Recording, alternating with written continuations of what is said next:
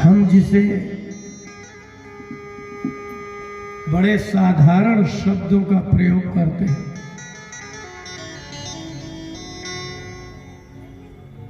उस सहज में कर लेते हैं,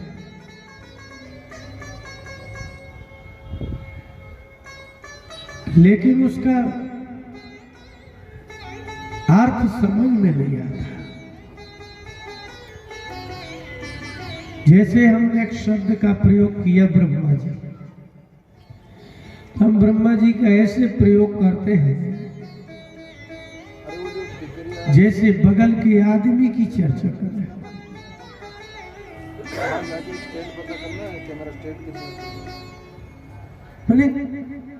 आप वो संस्कार में ही है। भगवान शब्द, ब्रह्मा जी शब्द, नारद जी शब्द, हमारे भारतीय संस्कृति में बच्चा बच्चा भगवान की ऐसे चर्चा करता है जैसे अपने ममाने की चर्चा करता है। साधारण और सरल बिल्कुल। ब्रह्मा जी ने कहा, हे भगवान श्री कृष्ण गोविंद हरे मुरारे, हे नाथ नारायण वासुदेव। ब्रह्मा जी आए और भगवान के चरणों में बड़ा भय, बड़ा माने उत्थाय। जब व्यक्ति को बहुत भय लगता है तो ऐसा लगता है कि अब छूट भी पाएंगे कि नहीं। ब्रह्मा जी को बड़ा भय लगा,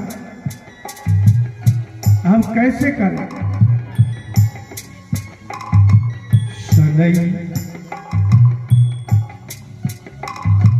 शनै रथोत्थाय विमृज्य लोचने,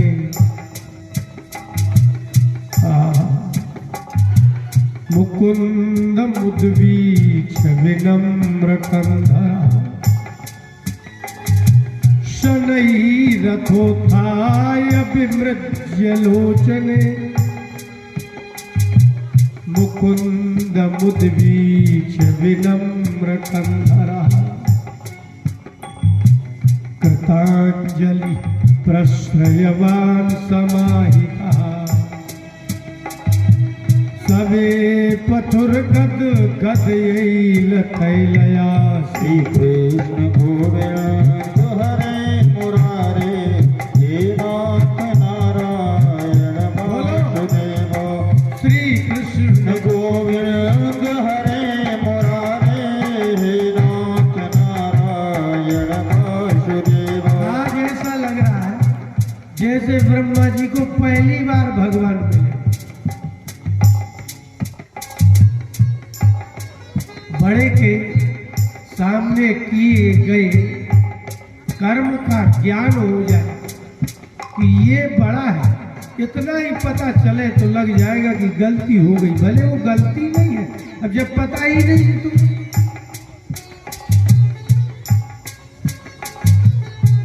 इसलिए सुखदेव जी ने कहा कि भगवान तो बालक अब भी है। मायार्भकस्य, अब ब्रह्मा जी को दिख रहा है कि ये बच्चा नहीं है। और इससे भी बड़ी बात कि ग्वाल वालों को ब्रह्मा जी नहीं दिख रहे। अगर ये पता चल जाए ग्वाल वालों को कि ब्रह्मा जी प्रणाम कर रहे हैं तो फिर ग्वाल बाल तो कृष्ण को बहुत बड़ा मानेंगे, लेकिन नहीं दिखा। शनै रथोत्थाय, अथ शनै उत्थाय माने पहले तो ये जानते ही कि ये जो गाय बछड़े बने हैं ये है, ये जानते ही पहले लेट गए।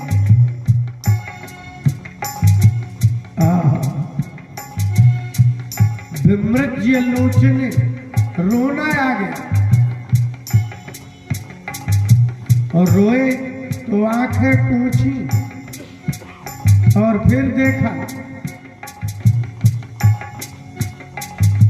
मुकुंद मुद्वीक्ष विनम्र कंधरा। संस्कृत बड़ी चमत्कार है। ये कंधर कहलाता है। ये नम्र कब होते हैं? सुखदेव जी ने लिखा मुकुंद मुद्वीक्ष विनम्र कंधरा। मुकुंद को देख करके कंधे नम्र हो गए। ये कब कंधे कब होते हैं? नीचे, जब मारे शर्म के सिर झुक जाता है। भाई कंधे में तो नीचे होने का कोई रास्ता ही नहीं है। यदि गर्दन झुकेगी तो कंधे झुकेंगे, और अगर गर्दन नहीं झुकी तो कंधे झुकेंगे नहीं। आपने देखा हो, आपके बाल बच्चे हैं, वैसे तो अब सब बेशरम हो गए हैं, लेकिन यदि शर्म आ जाए और नीचे को सिर कर ले तो ये कंधे नीचे हो जाए। जिसको हम लोग कंधा कहते हैं उसको संस्कृत में कंधर कहते हैं। और ये जो ग्रीवा होती है ना, इसको शिरोधर कहते हैं, क्योंकि ये सिर को धारण किया। सुखदेव जी को मजा आ गया, ब्रह्मा जी रोने लगे। भाई इसमें इतना ज्यादा बताने की, वर्णन करने की क्या जरूरत है कि लेट गए, फिर उठ गए, फिर आंखें पोंछी, फिर कंधे नीचे हो गए। ये आदमी को तब इतना अच्छे से वर्णन करता है जब उसको अपने लगता है कि हमारे इष्ट देव का अब इनको ज्ञान हुआ है। देखा, ये है हमारे भगवान। कृतांजलि प्रश्रयवान समाहिता। अच्छा यार, विचार कर लीजिए, क्या इस सृष्टि में ब्रह्मा जी को झुकाने के वाला कोई है?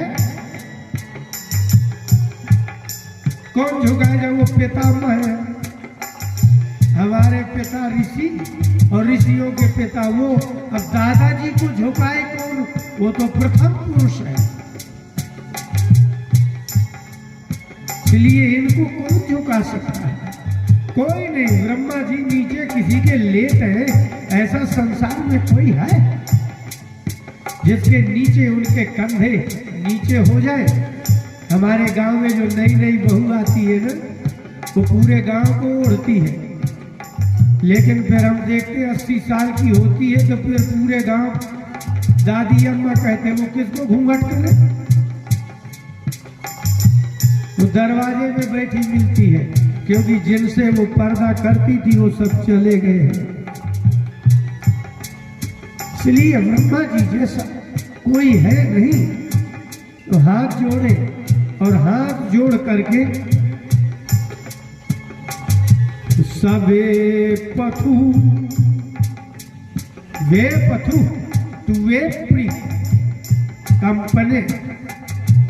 तुवे प्री धातु है कांपने अर्थ में, और एक सूत्र है चितो तुच्छ। जिस धातु की टू की एक संज्ञा होती है उसको अथुच प्रत्यय होता है। तो वे प्री तो धातु है, अथुच मिला दो तो अथु वे पथु। वे पथुश्च शरीरे में रोम हर्षश्च जाए। कंपन होता ही जब है, रोम हर्ष अति भय हो जाए। जितनी धातुएं हैं जिनमें टू की एक संज्ञा होती है, उन सब में अथुच प्रत्यय हो जाता है। व्याकरण का भी विज्ञान है। जितनी धातुएं आपको आती हो, जिनमें जिनमें टू हो जाए उनमें सब में अथु लगा दो। सबे पथु ब्रह्मा जी का लेटना, उठ के आंखों के आंसू पोंछना, हाथ जोड़ना और फिर कांपना, कितना भय कहना चाहिए। गद गद यही लते लया, एलया आइलत, गद गदया एलया आइलत। इला माने होता है वाणी, इलया गदगद वाण्या ऐलत, ऐलत ईट स्तुतौ ऐला, गदगद वाणी से स्तुति, गला रुंध गया, इला वाणी।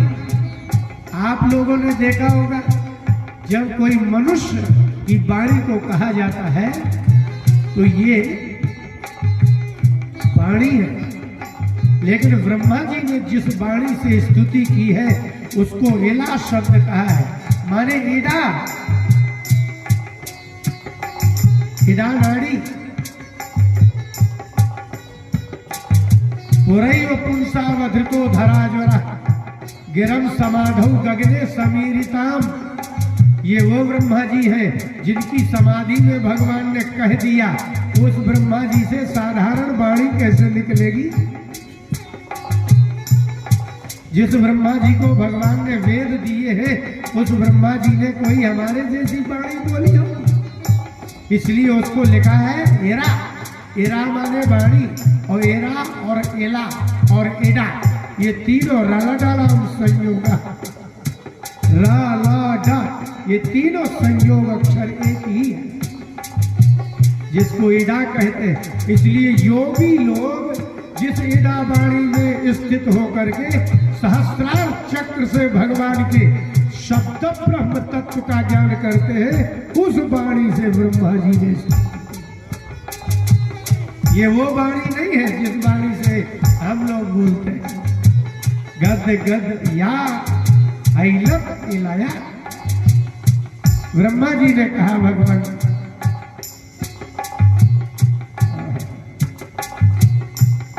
इससे बड़ा जहां आप बाल बच्चे बने हो ना, ये क्या है बताए,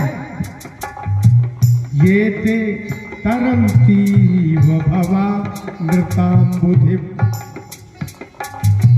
ये ते तरंती व भवा नृताम बुद्धि। आप लोग गौर से सुनिएगा, हे भगवान आपने जहाँ गाय बछड़े बने हो, ये तो अनृताम बुद्धि, ये झूठ के समुद्र में आपने सत्य फैलाया।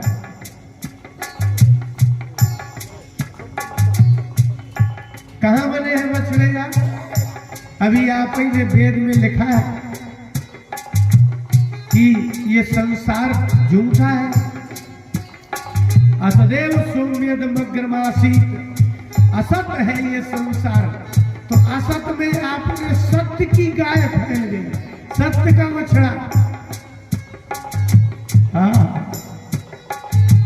एवं विधम त्वं सकलात्मनामपि स्वात्मानमात्मात्मतया विचक्षते,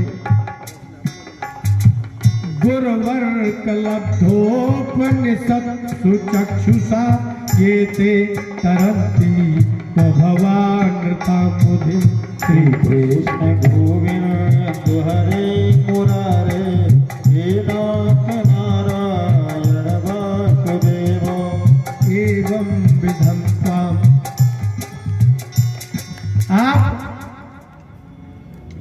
आप ऐसे हैं, और बछड़े कैसे में बने जो झूठ का समुद्र है। झूठ का समुद्र कब दिखता है? आपने कभी देखा? नहीं देखा। आ रही है मई जून, मई जून में आप खेतों की तरफ चले जाना, जब खेत कट जाए, अच्छी दोपहर का 2 बज रहा हो, 1 बज रहा हो, एक मेड़ में खड़े हो जाना, पानी ही पानी दिखाई देगा। ये है अनृताम बुद्धि। और ये तरंती इव, ये झूठ के समुद्र से आपका भजन करके लोग तरंती इव, पार नहीं होते, पार होते जैसे दिखते हैं। बोले अद्भुत बात हो गई ना। आप जो है जेठ की दोपहरी में आप जाएं तो पानी पानी दिखेगा, तो पानी पानी जब दिखेगा तो एक आदमी जा रहा है तो दूसरा खड़े होकर क्या कह रहा, बोले यार कितना बड़ा समुद्र पार कर गया वो पार कर रहा है कि पानी है ही नहीं ये देख रहा है। अद्भुत बात हो गई। माने जो पार कर रहा है, पार नहीं कर रहा है ही नहीं पानी, और उसको पार होते जैसा दिख रहा है किसको? जो इस किनारे खड़ा है, लेकिन दिखता किसको है? गुरुवर्क लब्धोपनिषद सुचक्षुषा, जिसके पास में उपनिषद के चक्षु उपलब्ध हो और गुरु का सूर्य निकला हो, उसको दिखता है। गुरुवर्क, गुरु का सूर्य हो, और नेत्र ले उपनिषद सुचक्षुषा। आप इसलिए आपको नहीं दिख रहा ना कुछ, क्योंकि उपनिषद के नेत्र हो और गुरु जैसा सूर्य निकला हो, तो वो क्या देखेंगे? बोले यही देखेंगे संसार में सब लोग, ये झूठ का एक समुद्र है और इसमें लोग भजन कर रहे हैं, किस लिए? पार होने के लिए। पूछो इन ब्राह्मणों से, विद्वानों से, महात्माओं से, क्या कहते हैं? भगवान अब तो आप हमें पार कर दो। ब्रह्मा जी कह रहे मैं जानता हूं कि समुद्र है ही नहीं, और किससे पार हो जाए, किससे कर दे। बहुत अद्भुत है। श्री हे भगवान, स्वात्मान मात्मान तया विचक्षते, स्वात्मान आत्मतया, अपने आप को अपने जैसा मानता है, शरीर जैसा मानता है, इसलिए उसको लगता भारी समुद्र है। लेकिन गुरु का सूर्य निकल आए, गुरु की वाणी का और उपनिषद का सिद्धांत समझ में आ जाए तो कह देगा पारे क्यों होना है जब समुद्र ही नहीं। अच्छा, एक और बड़ी बात है, इससे भी बड़ी बात तो ये है कि यदि भगवान से आप कह रहे हैं कि हे भगवान हमको पार कर दीजिए, और जो समुद्र है झूठ का, तो भगवान कैसे पार करेंगे?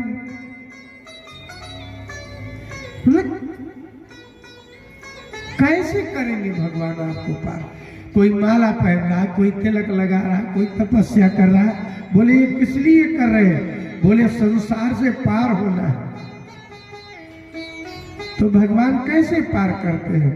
आपने कभी पार होते देखा? कैसे करेंगे?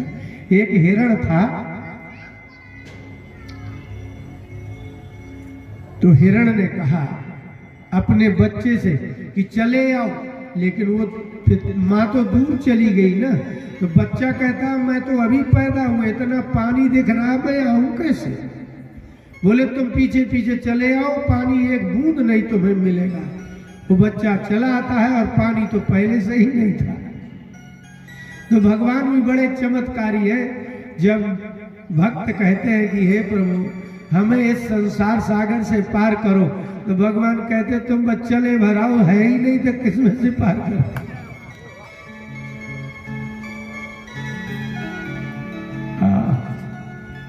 अज्ञान संज्ञौ भव बंध मोक्ष। ब्रह्मा जी ने कहा भगवान आप तो चमत्कारी निकले, क्योंकि न तो इस संसार में बंधन है न मोक्ष है, क्योंकि मुझे मोक्ष चाहिए ये कहने वाला भी अज्ञानी है, और मैं जो बंधा हूं ये कहने वाला भी अज्ञानी है। इसका एक ही उपाय है कि बस तुम चले आओ, पानी है नहीं। तो लोग क्या कहते हैं, बड़ा जादू है। बोले भगवान की भक्ति करने से संसार सागर पार हो जाता है। भगवान कहते है नहीं, तुम तो चले आओ, है वह थोड़ी, बस तुम एहसान मंद बनो हमारी कि हमने पार कर दिया। कुछ नहीं करते भगवान, सिर्फ गुरु का सूर्य निकल आता है और उपनिषद का एक वाक्य समझ में आ जाता है, तो ये तक पता चल जाता कि भगवान कितना बड़ा झूठ का धंधा चला रहे हैं। आप भर धंधा कर रहे हो झूठ का। भगवान ने गीता में घोषणा की है, देखिए बहुत गजब बात है ये। भगवान ने गीता में घोषणा की कि मामेव ये प्रपद्यन्ते माया में ताम तरंति ते। उनको पता है ना कि तरता ही नहीं है, तो ये ते तरंती व भवान ताम बुधिम तरंती एवं पश्यामी, मैं देख रहा हूं कि ये पार जैसे होते ही नहीं है। भगवान कहते हैं कि मामेव, सिर्फ मेरे तरफ जो कोई चला आता है तो माया मेताम, इस माया को वही पार कर सकते हैं। क्यों? क्योंकि जो है ही नहीं है उसमें से पार ही क्या करना। भगवान बड़े चमत्कारी है। ब्रह्मा जी ने कहा, अच्छा देखिए आपने भी हमको भी धोखे में डाल दिया। कैसा? बोले आपने इसी झूठे समुद्र में आप ही बछड़ा बन गए, गाय बन गए, सब कर दिया और मैं भी उसी में धोखे में ही रह गया। तो हे भगवान क्या कहे? श्री कृष्ण गोविंद हरे मुरारे, हे नाथ नारायण वासुदेव। आगे चलते हैं, लेकिन इस ब्रह्मा जी की बात तो सुन लो।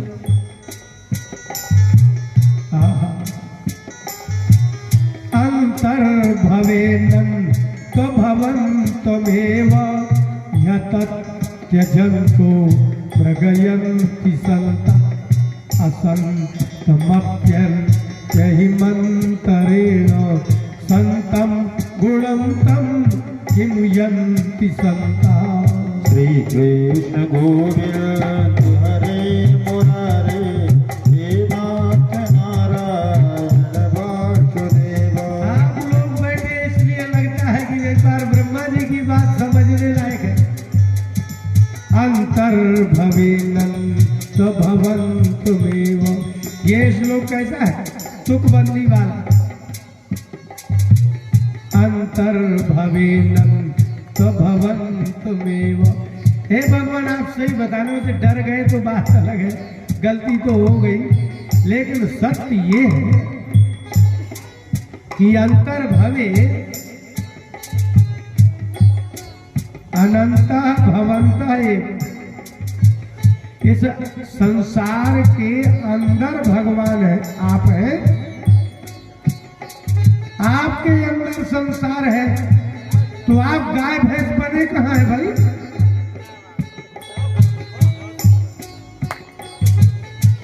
अब ब्रह्मा जी कह रहे, डर छूट गया ना, या मारेंगे नहीं तो कही दे सही सही। क्या एक बात है, आपने हमें भी बहुत अच्छा मोहित किया है। यह त्यजन्तो मृगयन्ति सन्तः, और ये जो संतः, ये जो संत लोग मृगयन्ति आपको खोजते फिर रहे हैं, तो अतत्य जनता वो सोच रहे हैं कि हमने संसार को त्याग करके भगवान को ढूंढ रहे हैं। मजे की बात यह है कि जब संसार ही आपके अंदर है तो संसार में संत क्या छोड़ के ढूंढ रहे हैं? अतत्य जनता, सत्य जनता है ना, वही महात्मा कह दे कि मैंने जगत को त्याग करके भगवान को प्राप्त किया है। आप जगत को त्याग सकते नहीं और कहते हैं त्याग दिया। इसलिए हे भगवान, आपके अंदर विराजमान संसार, संसार में बैठा हुआ मैं और मेरे अंदर ही सारा संसार, इसके बाद भी हम आपको पेट के कीड़े आदमी को ढूंढे तो कहाँ जाए? यदि कोई कीड़ा कहे कि अब हम ब्रजपाल को ढूंढने जा रहे हैं, तो ब्रजपाल को तो तब देख पाएगा ना जब मेरे पेट से बाहर निकले, फिर आगे खड़े होके देखे अरे ये है ब्रजपाल। नहीं तो तुम तो पेट ही में घूमते रहे, कभी ब्रजपाल मिलना ही नहीं है। हे भगवान, संत लोग आपके ही उदर में संसार में रह करके आपको खोजते हैं, इसलिए तो आप मिलते नहीं। असंतमप्यन्त्यहिमन्तरेण अहिमन्तरेण, सांप है ही नहीं। असंतम, रस्सी में सांप है ही नहीं, रस्सी सांप हो भी नहीं सकती, फिर भी उसको देख के लोग लाठी डंडा मार रहे हैं, ढूंढ रहे हैं, तो क्या करें? संतम गुणम तम विमुयन्ति संता। क्या संत लोग इस संसार को सर्प और रस्सी समझने वाले संसार को त्याग करके कभी आपको प्राप्त कर पाते हैं? नहीं। तो कैसे संतों को आप प्राप्त करते हैं? बोले जब सारे संतों को ये भ्रम हो जाता है कि हमने संसार छोड़ दिया, भगवान मिलेंगे, तो भगवान को उनकी मेहनत पर दया आ जाती है तो उनको बाहर निकाल के बताते, ये हूं मैं, तुम हो भीतर। ऐसा निकाला महात्माओं को। और ऐसा तो संत कहते, वाह प्रभु आप यहाँ? बोले तुम भीतर थे मेरे, खोज रहे थे भीतर, और मैं तुम्हारे भीतर, तुम मेरे भीतर। तुम क्या छोड़ के ढूंढ सकते हो मुझे? क्योंकि मैं ही संसार हूं, संसार मुझ में है। इसलिए ब्रह्मा जी ने कहा, अथापिते देव पदाम्बुजद्वय प्रसाद लेशा अनुगृहीत। लेश जानते हैं? कौन देखता है लेश क्या? जाके बल लव लेश थे। लेश माने मात्रा होती है, जिसको हम रत्ती कह सकते हैं। माने रत्ती माने जिसका कोई बांटा ही नहीं है। तो ब्रह्मा जी ने कहा, फिर भी है भगवान, आपके दोनों चरण कमलों के कहीं से कोई प्रसाद लेश अनुग्रहित, आपके चरणों की कृपा के प्रसाद का इतना सा अनुग्रहित कोई जीव हो, जानाति तत्वम भगवन महिमा।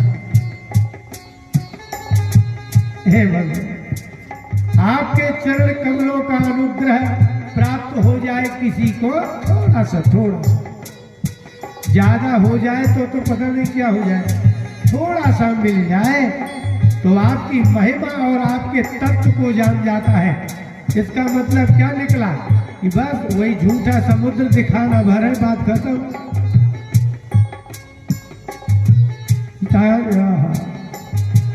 ना चान्ये को चिरम विचिन्वन, चिरम विचिन्वन, चिरकाल पर्यंत तक आपको खोजने वाले व्यक्ति आपको नहीं मिले। आप हम भीतर है ना सब, आप मिलेंगे ही नहीं। लेकिन आपके चरण कमलों का थोड़ा सा अनुग्रह प्राप्त हो जाए तो उस आपके तत्व को और महिमा को दोनों को जान जाता है। इसका मतलब ये सिद्ध हुआ कि आपकी माया में मैं मोहित इसलिए हो गया क्योंकि मैं आपका कृपा पात्र नहीं रहा। श्री कृष्ण गोविंद हरे मुरारे, हे नाथ नारायण वासुदेव, हे नाथ नारायण वासुदेव, हे नाथ नारायण वासुदेव। श्री कृष्ण गोविंद हरे मुरारे, हे नाथ नारायण वासुदेव। ब्रह्मा जी ने कहा झूठा ही सही, ब्रह्मा जी ने कहा झूठा ही सही, लेकिन आनंद आ गया। भाई है तो ठीक है। अहोति धन्या ब्रज गो रमण्य, स्तन्यामृतम पीतमतीव ते मुदा। कुछ भी हो प्रभु, अब ज्ञान कांड छोड़ दीजिए, अब प्रेम कांड में आ जाइए। क्या? अहोति धन्य ब्रज गो रमण्य, ये ब्रज की गौरमणिया, ये गौरांगी गोपांगनाएं धन्याति धन्य है प्रभु। बोले क्यों? बोले स्तन्यामृतम पीतमतीव ते मुदा। आप दूध बने, स्तने भवा स्तन्यम, स्तन में होने वाले दुग्ध को स्तन्य कहते हैं। और वह स्तन्य जो दूध गायों से निकला उन गोपियों ने आनंद से पिया, उन्हें पता ही नहीं था कि क्या पी रहे। ये वो धन है। या साम विभु वत्सतरात्मजात्मना यत्रप्यतेद्यापि न चालमध्वरा। श्री कृष्ण गोविंद हरे मुरारे हे नाथ नारायण वासुदेव, हे नाथ नारायण वासुदेव, हे नाथ नारायण वासुदेव। भगवान से ब्रह्मा जी ने कहा जो भी हो वो तो ठीक है, ज्ञान कांड छोड़ के भक्ति कांड में ये है कि व्रजांगनाएं गौरांगी गोपांगनाएं धन्यादि धन्या है जिन्होंने आप से निकले हुए इस तन्यामृत का प्रसन्नता पूर्वक पान किया। लेकिन इससे बड़ी बात यह है कि यासाम विभो वत्स तरात्म जात मना, वत्स तरात्मज,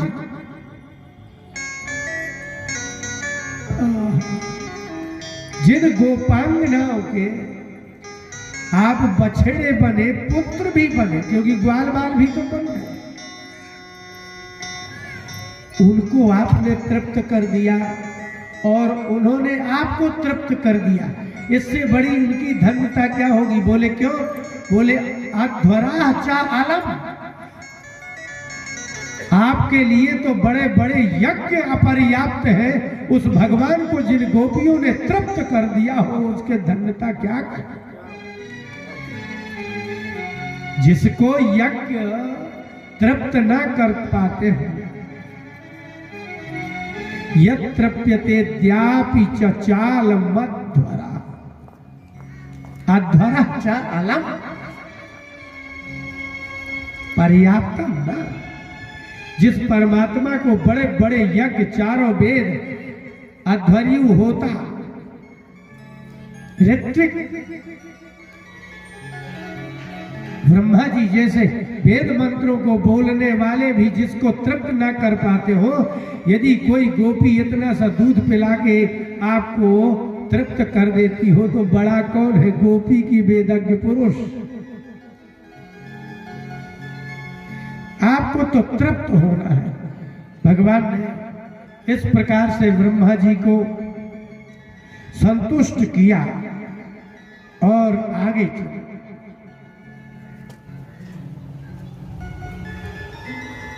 आपने एक कथा सुनी होगी,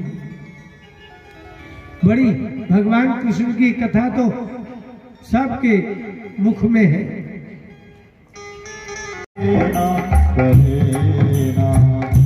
पल भर के परेना मनमोहना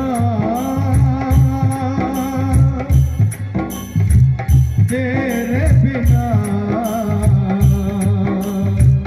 पल भर तेरे परेना, परेना पल भर तेरे परेना।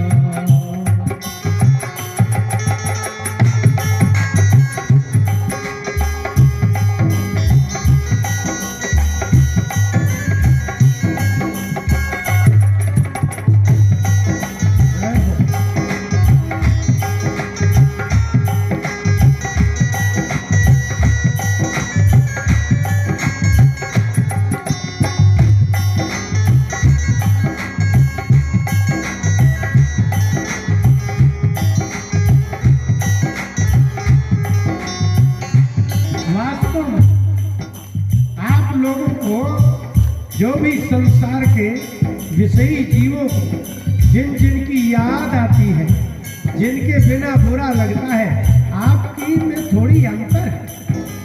आपको थोड़े दिन तक बुरा लगता है और यदि वो साल 2 साल नहीं मिलता तो आप धीरे धीरे धीरे धीरे उसको भूल जाते हैं। इसको प्रेम कहते हैं। स्वामी करपात्री जी महाराज ने भक्ति रसारणो ग्रंथ में कहा, कैतव रहितम प्रेम ना तिष्ठति मानुषे लोके। इस संसार में बिना कपट का प्रेम होता ही नहीं मनुष्य लोक में।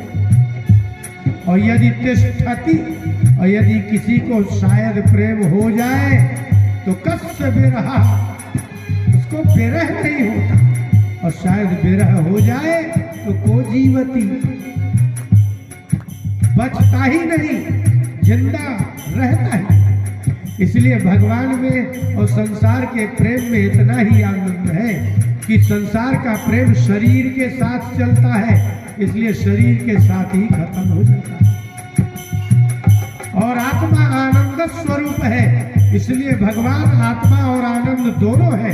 इसलिए भगवान का प्रेम सर्वदा एक रस और अखंड चलता है, विरह भी एक रस और अखंड चलता है। इसलिए गोपियां अखंड उनकी आत्मा है। कौन दिशा को ढूंढूं जाऊं, कौन दिशा को ढूंढूं जाऊं, ना मैं जागूं ना मैं खाऊं, ना मैं जागूं ना मैं खाऊं, कौन दिशा को ढूंढूं जाऊं, कौन दिशा को ढूंढूं जाऊं, ना मैं जागूं ना मैं खाऊं, ना मैं जागूं ना मैं खाऊं, ना मैं जागूं ना मैं खाऊं, मनमोहना तेरे बिना पल भर चैन परेना,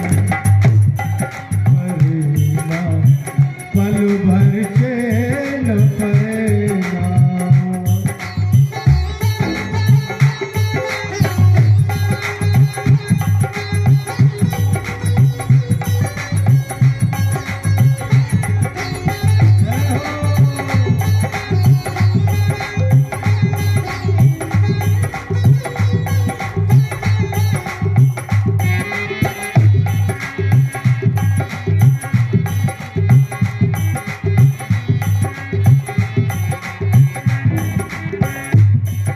गोपियों ने कहा, इस संसार में दुख का सबसे बड़ा कारण है आंखें।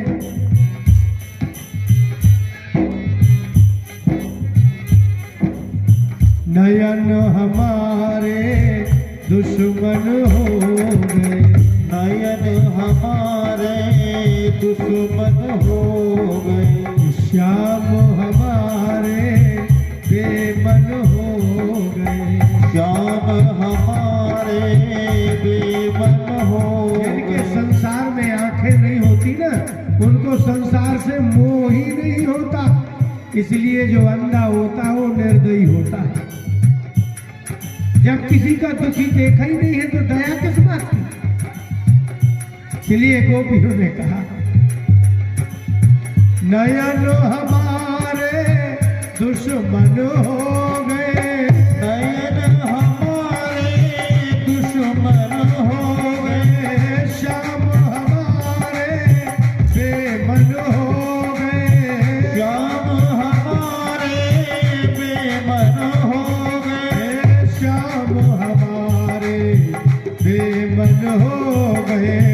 मनमोहना तेरे बिना पल भर चैन परेना, बिना पल भर चैन परेना।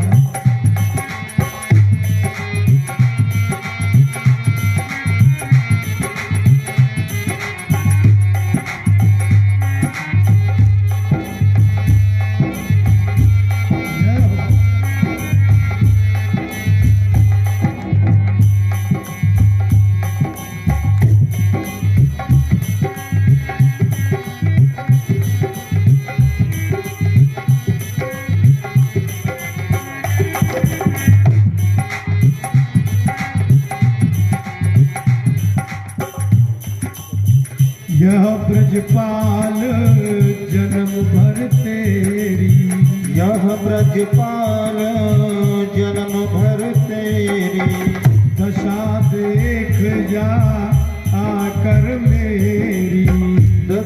देखो जा कर मेरी, यह ब्रजपाल जन्म भर तेरी, यह ब्रजपाल जन्म भर तेरी, दशा देख जा आकर मेरी, दशा देख जा कर मेरी, दशा देख जा आकर मेरी। मनमोहना तेरे बिना पल भर चैन पड़ेगा, पल भर चैन पड़ेगा। मनमोहना तेरे बिना पल भर चैन परेना परेना, पल भर चैन परेना पल भर चैन बोले वृंदावन बिहारी लाल की जय, लाल की जय। मुंह से बोल रहे खाली हाथा उठा देते हैं। एकादशी है। आप मुंह से बोल रहे हैं कि हाथ भर उठाते हैं। और कुछ लोग आज भी ऐसे पीछे कि आपस में बात करते जाते हैं, इनने हाथ उठाए सो उन्होंने भी हटा दिए। भले है ऐसे दिख भी रहे कि आगे वाले ने हाथ उठाए, हाँ तो हमने भी उठा दिया। अगर ताली बजा दे तो फिर ताली बजाने लगते, बात सो चालू रहती है। आदमी बहुत चतुर है। कुछ लोगों को ऐसी शर्म आती तो ऐसे करते हैं, देखेंगे चारों तरफ इतनी धीमे से थाली बजाएंगी कि किसी को पता न चले। पर आपको पता नहीं इस ताली का क्या महत्व है। कुछ तो ऐसी है जो आई होंगी तो ताली ही लेकर के आ गई होगी। हमारे यहाँ तो सांसों का रिकॉर्ड है कि जब तक सांसों की सांसों न बंद हो जाए, वो तो मरने के बाद ही जब वहां से आएंगे तब कहा जाएगा माता जी चाबी किसको दे गई है, धर गई कि ले गई।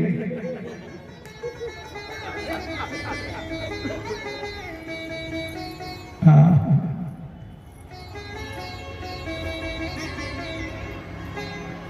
बड़ी मतलब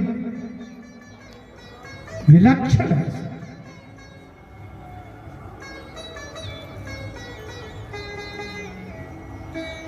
इसलिए आपको मालूम है ताली बजाने से क्या होता है? कोई बच्चा बता सकता है भाई? नहीं बता सकते ना। इनमें से जो नई नई बहू है ना, कितनों ने तो खेत नहीं देखे हैं। हम लोग आगरा में कथा कर रहे थे, थोड़ी बड़े आदमी मतलब जानते ना, बड़े आदमी माने मूर्ख लोग, बड़े आदमी माने मूर्ख। एक उसका 21-22 साल का लड़का था, रामायण की कथा थी, तो मैंने कहा कि यार तुम्हारे यहाँ इतना बड़ा मेयर एयर आते, तुमने कभी गेहूं का पेड़ देखा है? बोला नहीं, हम लोग तो आटा लाते हैं, गेहूं ले आते हैं, लेकिन गेहूं का पेड़ मैंने वैसे देखो कितना होगा। बोले अब ऐसे ही समझ लो, चीकू से तो बड़ा होता ही होगा, तब तो इतने गेहूं निकलते। हम चुटकुले नहीं पढ़ते, ये आदमी चुटकुले। अब हमने कहा कि महात्मा जी अपने लड़के को कुछ तो दिखा दो कि पता चले कि ये आदमी कौन है, ये मनुष्य है। बताओ, इसको 21 साल पैदा हुए यहाँ आगरा में हो गए, इसको गेहूं का पौधा पेड़ क्या कुछ पता नहीं। इसलिए ये लोग तो आलसी है ना, इनकी पढ़ी लिखी रहती है सब। ये लोग पढ़ी लिखी, अब गेहूं कैसे मतलब बीना कैसे जाए? गेहूं बीनना, गेहूं धोना, इससे अच्छा तो गेहूं का कचरा खा लेना ठीक है। मतलब गेहूं धोने बीनने से अच्छा तो कचरा खा लेना ठीक है। लेकिन कौन गेहूं बीने, कौन धोए?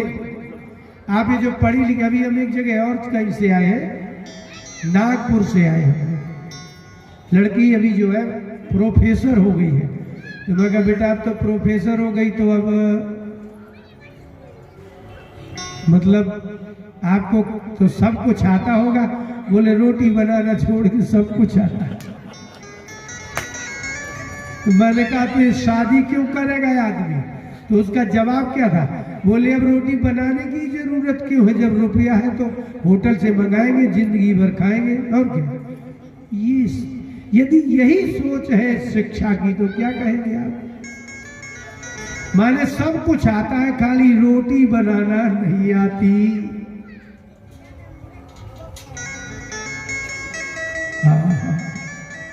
जय हो। भगवान ने अपनी बार इतना अच्छा कला मतलब इतना धन जो लोग पढ़ जाएंगे ना, पढ़े लिखे लोगों के पास में आप लोग अपनी एक किराए कमरे मतलब कमरा किराए से ले लेना, क्योंकि उनकी पत्नियों को कुछ करना नहीं आता है। आप ही को बढ़िया तनख्वाह मिलेगी। बंबई में चले जाओ, 10-10 हजार 15-15 हजार में बर्तन धोने वाली लगी है, कपड़ा धोने वाली लगी है। अब ये लोग घूस नहीं लेंगे तो क्या करेंगे? जिनकी बीवियां रोटी नहीं बनाती है, तो अगर रोटी बनाने वाली भी रखना है और बर्तन धोने वाली भी रखना है, कपड़े धोने वाली भी रखना है, तो उस एसडीएम को रुपया ज्यादा चाहिए कि नहीं? तो जितनी एसडीएम की तनख्वाह है उतने में नहीं होने वाला, इसलिए वो लोग तनख्वाह देते हैं अपनी काम वालियों को और ऊपरी इनकम करनी पड़ती है बीवी को खुश करने के लिए। हमारे यहाँ घूस लेने का और कोई कारण नहीं है, सिर्फ पढ़ी लिखी स्त्रियां ही घूस लेने का कारण है। अरे भाई कुछ आता ही नहीं है तो इसलिए पढ़ी लिखी हमारे यहाँ की लड़कियां ही बड़े बड़े ऑफिसरों के घूस लेने का कारण है, क्योंकि जितनी उसकी तनख्वाह नहीं उतने की तो नौकरों को देना पड़ रही है। अब बेचारा क्या करेगा बताइए? इसलिए संसार में प्रेम नहीं है तो सुख भी नहीं है। यहाँ संसार में सुविधा है लेकिन दुविधा भी है। जहाँ सुविधा होती है वहीं दुविधा होती है। गोपांगनाओं को भी दुविधा है। गोपाल चंपू जीव गोस्वामी ये चैतन्य महाप्रभु के परंपरा में आते हैं, जिन्होंने हरि नामामृत व्याकरण लिखा है। उन्होंने लिखा है गोपाल चंपू। आप सोचिए उस महात्मा को क्या कहेंगे? हरि नामामृत व्याकरण जैसे सिद्धांत कौमुदी है ना, तो शुद्धि उपास्या बनाते हैं या कोई शब्द बनाते हैं तो वो ऐसा नहीं करते। आप ह्रस्व दीर्घ पुलुत संज्ञा करते हैं ना, वो पुलुत की त्रिविक्रम संज्ञा करते हैं, ह्रस्व की बामन संज्ञा करते हैं, दीर्घ की विष्णु संज्ञा करते हैं। इसलिए उसको हरि नामामृत व्याकरण है, जिसका प्रयोग भी भगवान का नाम, जिसकी संज्ञा भी भगवान का नाम, जिसका सूत्र भी भगवान का नाम। यदि ह्रस्व करना है तो कह देंगे कि ह्रस्वा स्यात् नहीं लिखते, वो कहते हैं बामना स्यात्। और मैं बड़ा कितना भाग्यशाली बताऊं कि मुझे वो हरिनामामृत व्याकरण भी पढ़ाने का अवसर मिला। मैंने अपने बालक के लिए हरिनामामृत व्याकरण मंगाया और पढ़ाया। तो मैंने तो हरिनामामृत व्याकरण भी, ये पाणिनि व्याकरण भी, महाभाष्य तक व्याकरण पढ़ा लिया, न्याय सिद्धांत मुक्तावली टीका सहित पढ़ा ली, जागदीशी व्यधिकरण न्याय पढ़ा लिया। मैंने जो बहुत कठिन काम, वेदांत पढ़ा लिया, रामानुज वेदांत, वल्लभ वेदांत, अणुभाष्य इत्यादि पढ़ा लिए। श्रीमद् भागवत की सुबोधिनी पढ़ा ली मैंने, श्रीधर स्वामी की पढ़ा ली मैंने। मेरा भाग्य ऐसा है कि मुझे ऐसे विद्यार्थी मिले कि मैंने श्रीमद् भागवत की अन्वितार्थ प्रकाश का पूरी टीका गुजरात के स्वामी नारायण संप्रदाय के महात्माओं को पढ़ा ली, पूरी 18,000 श्लोक। किसी किसी पढ़ने वाले, किसी किसी विद्वान का ऐसा भाग्य होता है जिस जो पढ़ा है उसको पढ़ाने को मिल जाए, वो भी भाग्य ही है। गोपांगनाओं को दुविधा हुई, तो गोपाल चंपू में जीव गोस्वामी ने लिखा कि एक दिन यमुना तट में बैठी हुई गोपियों को देखा तो वृंदावन की अधिष्ठात्री भगवती वृंदा देवी, वृंदा को बड़ी दया आई कि ये रात दिन प्रतीक्षा करती है।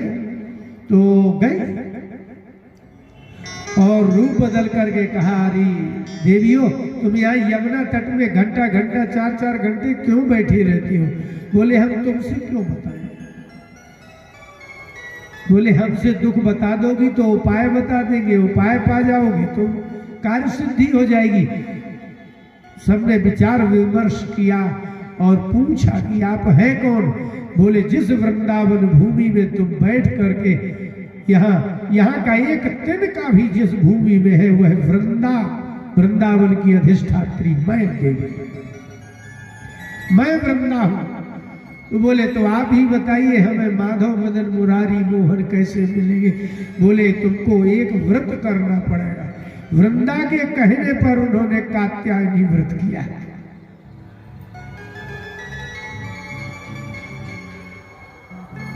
अरे आपको संसार भी चाहिए तो आपको भगवती दुर्गा की ही उपासना करना है, और यदि नारायण भी चाहिए तो भी भगवती माया का ही करना पड़ेगा।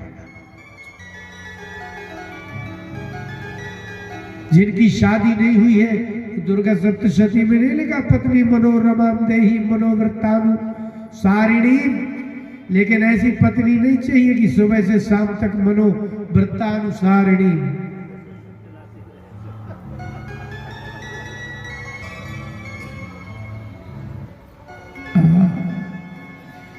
अगर वास्तव में पत्नी ऐसी मिल जाएगी तो ही भगवान से मिलाएगी। पत्नी मनोरमाम देही, मनोरमा मन रमयती थी, मनोरमा जो सदा ही मन को रमण कराए प्रसन्न रखे उसको मनोरमा कहते हैं। जो मेरे मन को सदा प्रसन्न रखे, मेरे व्रत आचरण के अनुसार चले और इस दुर्ग संसार को पार कराने वाली पत्नी भगवान ने। तारणीम दुर्ग संसार सागर कुलोद्भवा, कुलोद्भवा इस कुल इस वंश के उत्पत्ति होने वाले संसार सागर से जो तारण कर दे, पार करा दे, ऐसी पत्नी दे दो।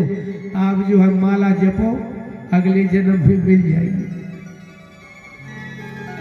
अब तो कठिन है, अब नहीं। आप माला कर भी मत लेना, आप तो पत्नी ही मिल जाए यही बहुत है। क्योंकि तारणी दुर्ग संसार, अब ऐसे कॉलेज में पढ़ने वाली संसार को तारेगी कि संसार में डालेगी? जो संसार से पार कर दे ऐसे है कहां कोई? कौन है ऐसा? संसार से पार करने वाला गुरु के अतिरिक्त कोई है नहीं, भगवान के अतिरिक्त कोई है नहीं। और यदि कोई ऐसी पत्नी होगी जहां गुरु और भगवान की जरूरत ना हो, वो पत्नी कैसी होगी? इसलिए वृंदा जी के कहने पर गोपांगनाओं ने सभी ने विचार कर लिया और हेमंत ऋतु आई। अब ऋतु नहीं कोई जानता, जनवरी फरवरी जानता, तो मत जानो, ऋतु तो आती है, चाहे तुम जानो चाहे मत जानो। आपको भले पता ना हो, अंधे को क्या पता सुबह हो गई कि शाम हो गई कि रात हो गई, कितने बजे।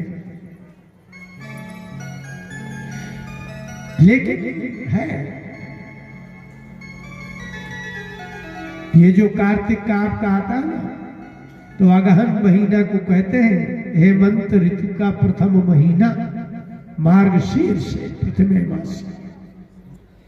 हेमंत 2-2 महीने की एक ऋतु। अब क्या पढ़ाए हमको, क्योंकि अभी अलग से पता न पड़ेगा कि 6 दूनी 12 होते हैं।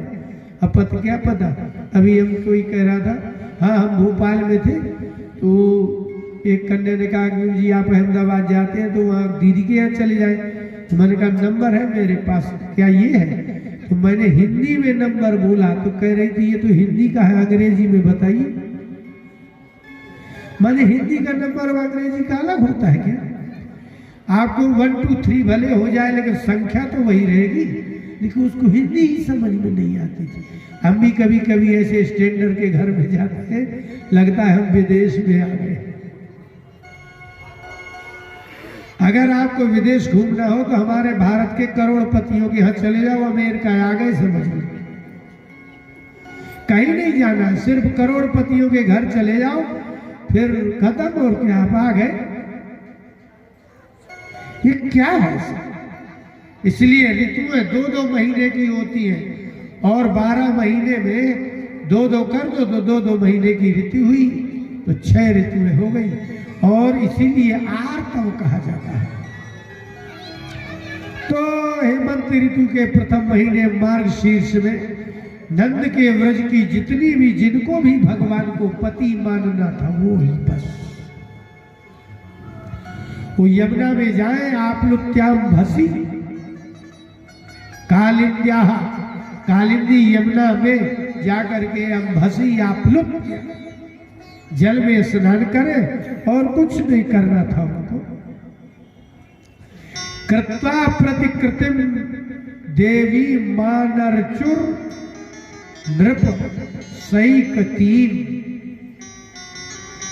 सिकताया भवा सैकतम, स्त्रीलिंग हो तो सैकती। सिकता माने बालू, जो चीज बालू से बने उसको कहेंगे सैकती। जैसे पृथ्वी से कोई वस्तु बने तो पार्थिव और पार्थिवी। तत्र भवा से अण प्रत्यय करिए टिड्ढाणे से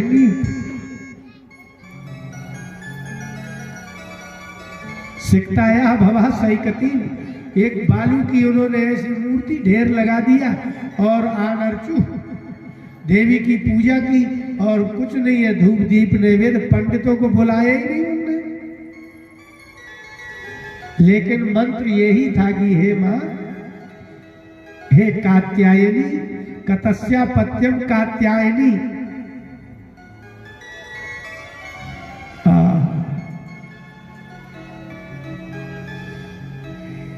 कहा कि हे कात्यायनी देवी,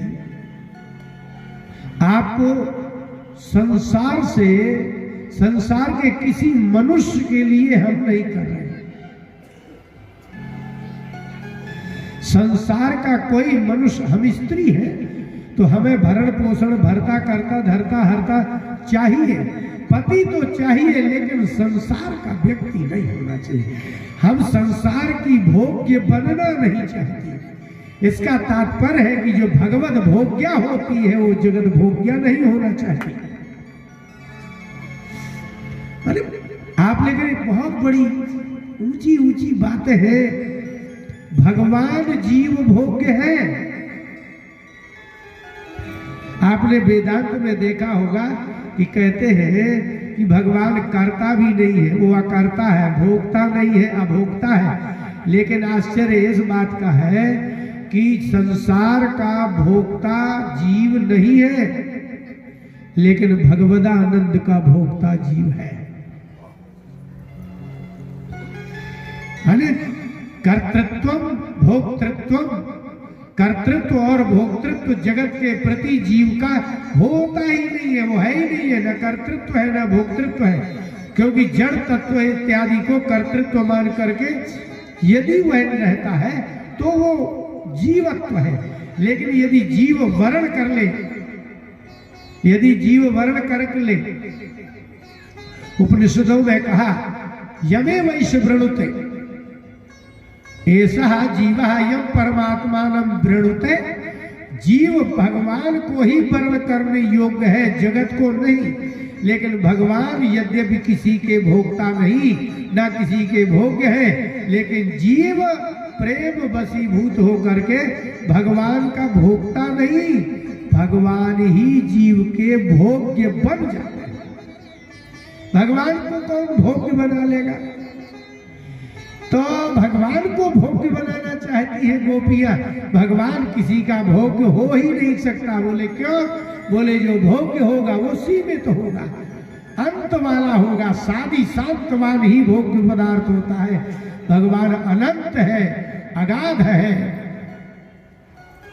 अनंत कल्याण गुणगण निलय है। तो ऐसे में ऐसे अनंत को, भगवान को कैसे कोई भोग्य बना सकता है। लेकिन कात्यायनी देवी से कहा कि हे भगवती, आप चाहे तो हमारे भगवान को हमारा भोग्य और हमें भोक्तृत्व प्रदान करा सकती है। तो देवी जी ने कहा कहने में क्या बुराई है, कह लो, जो नहीं होता वो नहीं होता। भगवान ही परवश जीव स्ववश भगवंता, भगवान स्वयं भोग्य बने तो बने, भगवती नहीं बना सकती। लेकिन उन्होंने कहा कि हे भगवती, आप दया करो, हमें भगवान हमारे पति बन जाए। पति बन जाएंगे तो क्या होगा? बोले हम उनकी भोग्या हो जाएंगी। तो भगवती कहती है कि नहीं, जो भोग्य होता है वह भोक्ता भी होता है। यदि आप भोग्य बनते हैं किसी के, तो आप भी उसको भोगते हैं, इसलिए आप भोक्ता भी हैं। संसार में भोग्य और भोक्ता, आपने एक श्लोक पढ़ा होगा, तृष्णा न जीर्णा वयमेव जीर्णा। इसका मतलब है हम संसार के पदार्थों को भोग्य बनाते हो, भोग्य है नहीं, उसके भोग्य हम हैं। इसलिए भोग्यत्व और भोक्तृत्व भगवान में नहीं हो सकता। तो क्या होगा? बोले एकत्व हो सकता है। भोग्य और भोक्तृत्व नहीं होगा, एकत्व हो सकता है। लेकिन माया ने कहा कि तुम उल्टा पुल्टा जप कर रही। किसने ये मंत्र दे दिया कि नंद गोप सतम देव पतिम में कुरुते नमः। नंद गोप का पुत्र भगवान श्री कृष्ण वो तुम्हारे पति हो जाए, तुम तो करो पूजा, वो तो हम तो खुद ही उनके हाथों में सारों में नाचते हैं। पूजन हुआ, भगवान ने सोचा कि कात्यायनी हमें भोग्य नहीं बना सकती, क्योंकि जीव भोग्य माया परमात्मा को भोग्य बनाने में समर्थ नहीं हो सकती। माया तू प्रकृतिम विद्यात माइनम तू महेश्वरम। तो प्रकृति भोग्य है,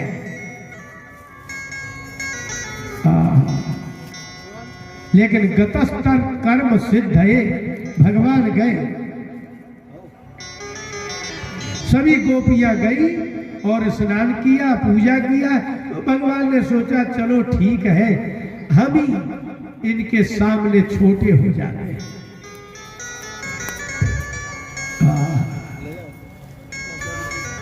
भगवान को भोग्य कौन बनाए? अच्छा, थोड़ी एक चौपाई देखिए कैसी।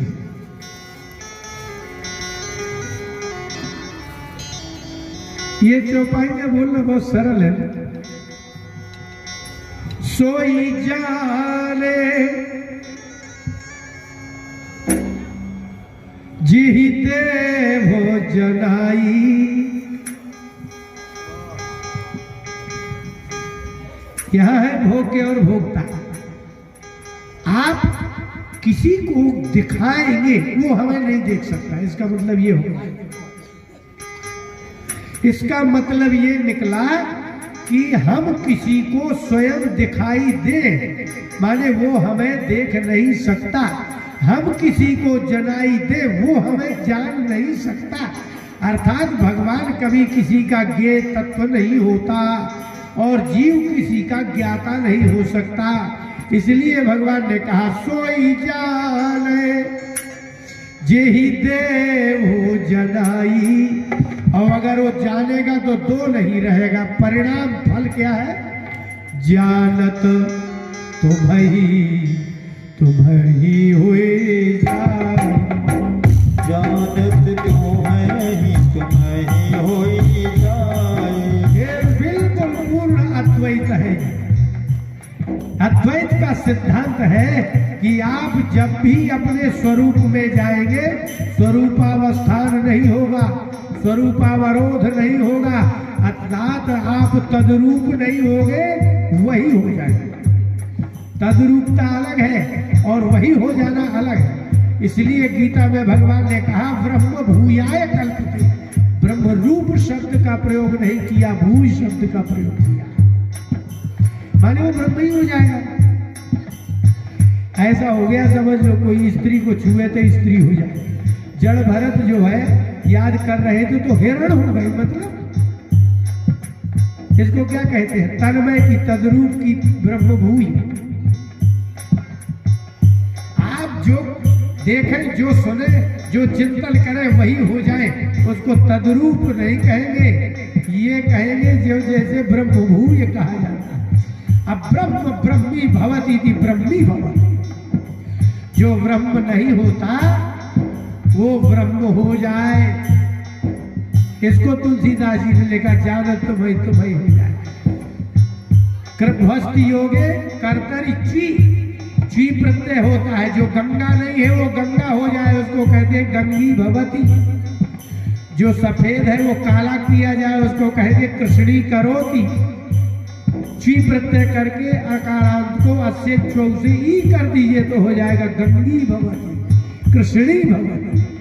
ऐसे ही ब्रह्म भूयाय का मतलब है अब ब्रह्म ब्रह्मी भवती, लेकिन ये ब्रह्मी भवती नहीं है, ब्रह्म भूयाय। जानत तुम्हि तुम्हि होय जाई, जानत तुम्हि तुम्हि होय जाई। अब यदि कोई राम को जान जाए तो क्या हो जाएगा? अब आप क्या बनना चाहते हैं? लेकिन यदि आपको राम बनना है तो एक काम करना होगा। तुलसीदास जी बोले ताली बजाना पड़ेगा।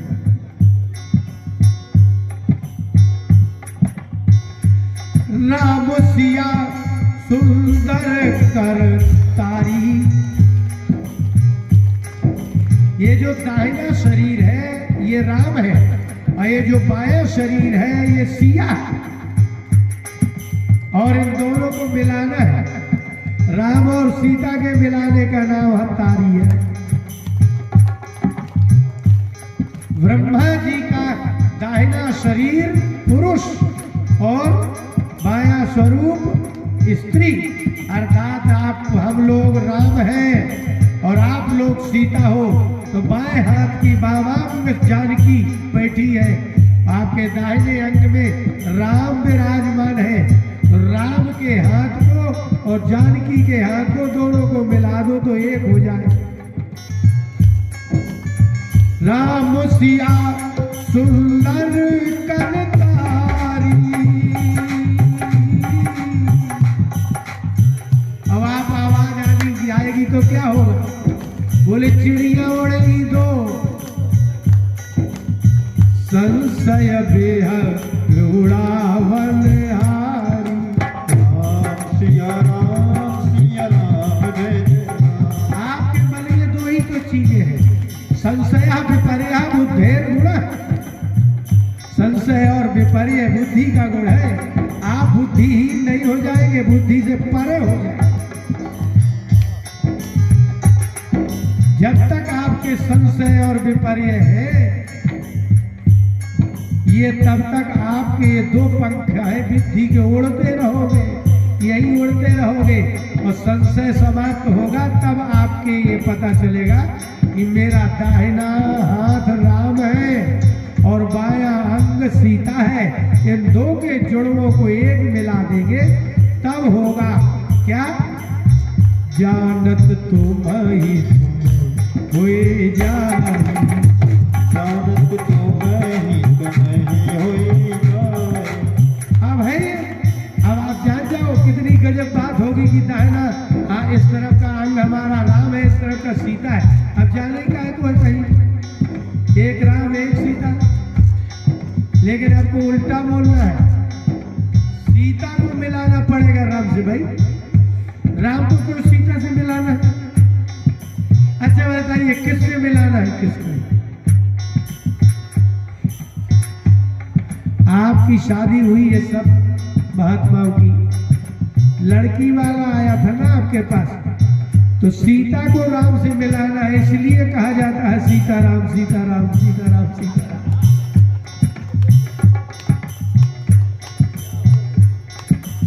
लड़की वाला ही लड़के वाले के घर जाता है, इसलिए राम को सीता से नहीं मिलाना है, सीता को राम से मिलाना है।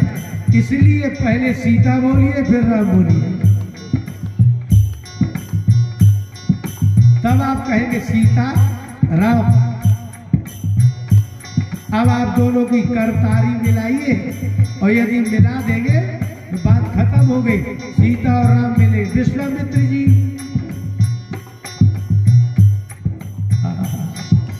पुष्प वाटिका में राम गए, लेकिन राम ने थोड़ा तो कुछ किया। पुष्प वाटिका में राम गए,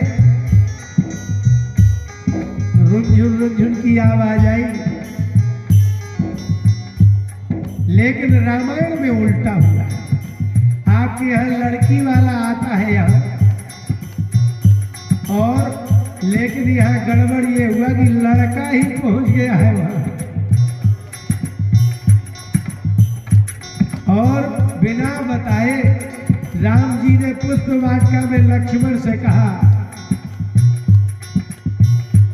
लक्ष्मण वहां देखो, वहां लक्ष्मण जी से कहा वहां देखो। बोले कहा?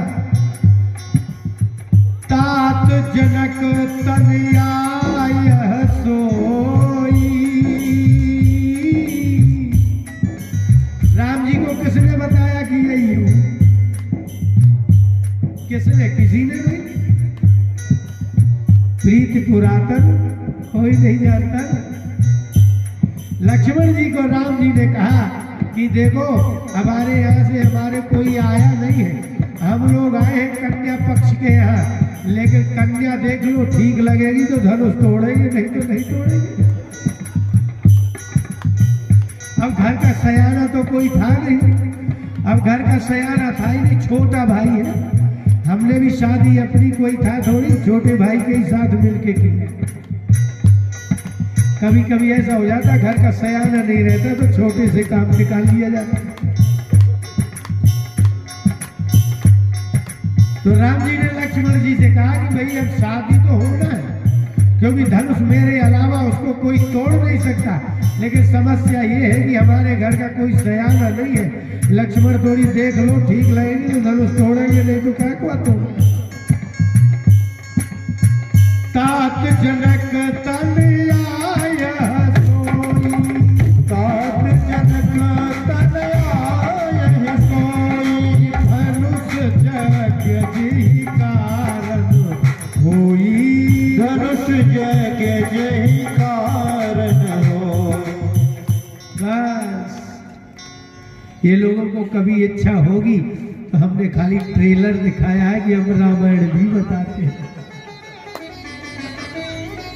एक जगह कह रहे थे ना कि हमारे गुरु जी आप संस्कृत के बहुत बड़े विद्वान हैं, तो मतलब आपको रामायण भी आती है, मगर करवा के देखो। तो 7 दिन एक चौपाई पर बोले थे। जनक जगत जननी जानकी पर ही बोलना था। अभी बोले थे दिसंबर में, मेरे पग चले सुने बिन काना पर, तो लोगों को पता लगा कि नहीं ये तो होशियार है। जो गुरुमुख होता है वही भाव उसके बनते हैं। इसलिए गोपियां भी आनंद में आई, इसलिए कात्यायनी ने कहा भाई हम भगवान से नहीं मिला सकते, हम माया है, माया को छोड़ने के बाद भगवान मिलते हैं, माया के प्रार्थना करने से भगवान नहीं मिलते।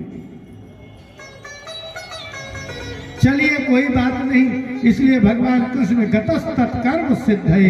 भगवान ने कहा कि ये तो कुछ não करेंगे, हम ही को जाना पड़ेगा, और वो चले।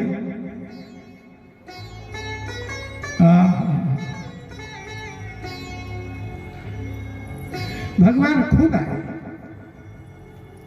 क्या माया से भगवान मिलेंगे? नहीं मिलेंगे। इसलिए कात्यायनी भगवती दुर्गा की प्रतिष्ठा जगत में बनी रहे, इसलिए वो चले आए। बाकी उनके कहने से उनको क्यों आना था? बस भगवान आए और भगवान ने इच्छा पूर्ण करने के लिए कहा श्री कृष्ण गोविंद हरे मुरारे हे नाथ नारायण वासुदेव। भगवान ने कहा कि हरि गोपियों, मुझे पता है, अब आपको जैसा अच्छा लगे। यूयं विवस्तो यदपोध तप्रता,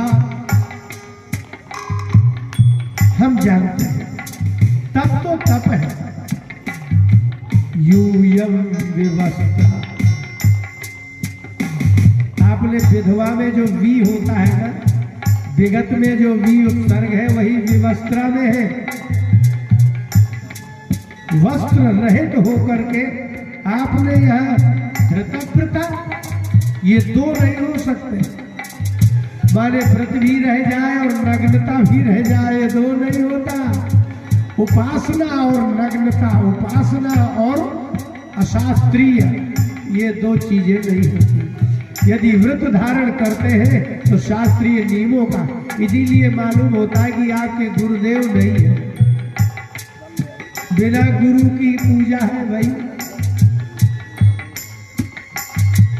व्यगाह तदुदेव हेलनम, ये क्या है? बोले देव हेलनम, यदि तुम विधि करते हो तो विधि का दोष लगेगा। यदि तुम विधि पूर्वक मेरे पास मुझे चाहती थी इसलिए तो दोष लगा, और यदि एक दो प्रकार की भक्ति है, वैधि विधि पूर्वक आएंगे तो दोष है, कर्म दोष लगेगा। लेकिन तुमने मुझे सब कर्म समर्पित कर दिए होते तो मैं तुम्हें स्वीकार कर लेता। तुम्हारा निर्वस्त्र होना भी मेरे गुण हो जाता, निर्वस्त्र गुण भी हो जाता, क्योंकि तुमने कर्म समर्पण नहीं किया, तुमने कर्म किया और उसका फल मांग लिया, मुझे नहीं। बद्धांजलि मूर्धनुकृतयेऽंघसा कृत्वा नमोधो वसनं प्रगृह्यताम्। श्री कृष्ण गोविंद हरे मुरारे, हे नाथ नारायण वासुदेव। एक बार संसार के सारे गुण धर्मों का त्याग कर दो, जाने संसार के गुण धर्मों का त्याग करना ही तो कठिन है। सबसे बड़ा रोग क्या कहेंगे लोग?